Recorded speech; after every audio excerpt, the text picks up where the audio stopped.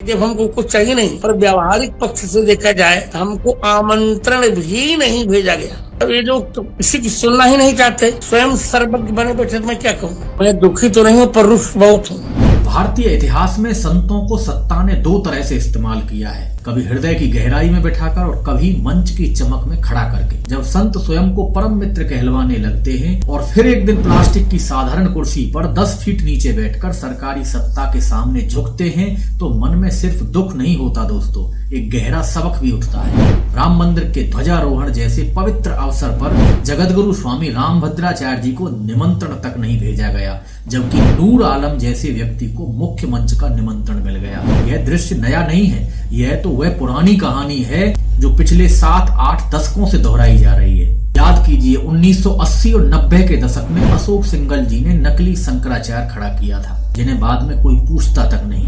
PV Narasimha Rao Chandra स्वामी को राज्य अतिथि की तरह देश विदेश में घुमाते थे, और जैसे ही सत्ता बदली चंद्रा स्वामी जेल की हवा खाने लगे। आसाराम बापू को गुजरात और मध्य प्रदेश की सरकारें, मीडिया और कई बड़े नेता भगवान बताते थे, जब तक केस नहीं लग गए तब तक। रामदेव बाबा को 2011 में रामलीला मैदान में आधी रात को लाठियां पड़ी, वही बाबा 2014 के बाद सबसे बड़े सरकारी ब्रांड बने घूम रहे हैं। कब तक, यह कोई नहीं कह सकता। साक्षी जी महाराज से लेकर निरंजनी अखाड़े के कुछ संत, सबका ग्राफ सत्ता के उतार चढ़ाव के साथ ऊपर नीचे होता रहा। लेकिन दोस्तों, इन सब में सबसे मार्मिक दृश्य स्वामी रामभद्राचार्य जी का है। अद्भुत मेधा शक्ति, तुलसी का पूरा रामचरितमानस कंठस्थ, सैकड़ों ग्रंथों की रचना, जन्मांध होने पर भी संस्कृत के महापंडित, फिर भी उन्हें निमंत्रण तक नहीं दिया गया।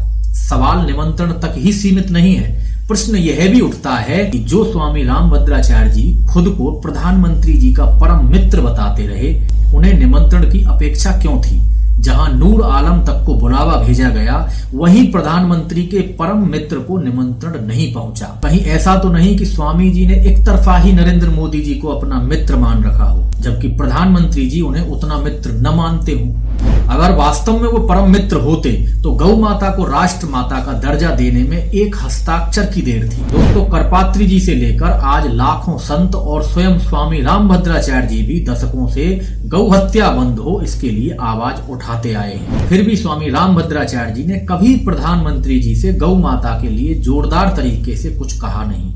दोनों ही स्थितियां दुखद हैं। अब तुलना कीजिए पुरी के शंकराचार्य स्वामी निश्चलानंद सरस्वती जी से, जिनके हस्ताक्षर न करने की वजह से रामलला दशकों तक टेंट में रहे, लेकिन उन्होंने आधा अधूरा मंदिर स्वीकार नहीं किया। लश्कर ए तैयबा, अल कायदा समेत अनेकों आतंकी संगठनों की हिट लिस्ट में शंकराचार्य स्वामी निश्चलानंद जी का नाम था, फिर भी उन्होंने सरकारी सुरक्षा ठुकरा दी। 22 जनवरी राम मंदिर प्राण प्रतिष्ठा का उनको एक साधारण निमंत्रण आया, लेकिन वे नहीं गए और कहा कि मैं तालियां बजाने नहीं, रामलला के दर्शन करने जाता हूँ। वो सन्यासी थे, सन्यासी बने रहे। संत तब तक सुना जाता है दोस्तों, जब तक वह नीति, प्रीति, स्वार्थ और परमार्थ, इन चारों में संतुलन बनाए रखता है। जैसे ही वह धर्म को छोड़कर व्यक्ति और दल चुन लेता है, जैसे ही वह संसार के रचयिता से अपेक्षा छोड़कर सत्ता के रचयिता से अपेक्षा करने लगता है, उस दिन सोने का सिंहासन प्लास्टिक की कुर्सी में बदल जाता है और बाद में वह भी नहीं मिलती। लेकिन इस देश में ऐसे भी संत हुए हैं जिन्होंने सत्ता को ललकारने में कोई कसर नहीं छोड़ी और आजीवन सत्ता से निडर और निर्भीकता से बिना किसी स्वार्थ के सनातन के लिए लड़ते रहे। स्वामी करपात्री जी महाराज 1948 में गौ हत्या बैन के लिए नेहरू सरकार के खिलाफ 7000 संतों के साथ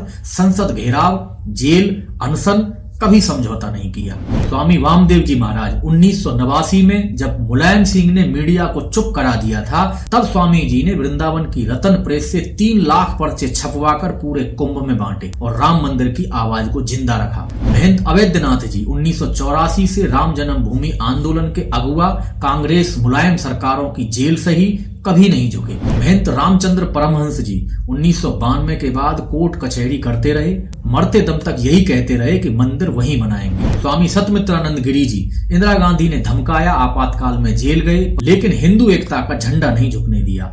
इसलिए दोस्तों, सच्चा संत कभी सत्ता का सजावटी सामान नहीं बनता, वह सत्ता को भी धर्म की कसौटी पर कसता है। जब संत ही सत्ता से अपेक्षा करने लगता है, तब सोने का सिंहासन प्लास्टिक की कुर्सी बन जाता है, या उससे भी बदतर, निमंत्रण तक नहीं आता। और जब संत केवल राम से अपेक्षा रखता है, तो प्लास्टिक की कुर्सी भी सिंहासन बन जाती है और बिना निमंत्रण के भी राम उसके पास चले आते हैं। आपका इस विषय पर क्या कहना है? कमेंट में जरूर लिखना। वीडियो अच्छा लगे तो शेयर करना। हमारे YouTube चैनल मुकुंद उपाध्याय को सब्सक्राइब जरूर करना, जिससे कि आगामी वीडियो आप तक पहुंच सकें। दोस्तों, धर्म की आवाज फेसबुक पेज को फॉलो करना, लाइक करना। पूरा वीडियो देखने के लिए आपका बहुत बहुत धन्यवाद। रहिए धर्म की आवाज। धर्म की आवाज चैनल को सब्सक्राइब अवश्य करें।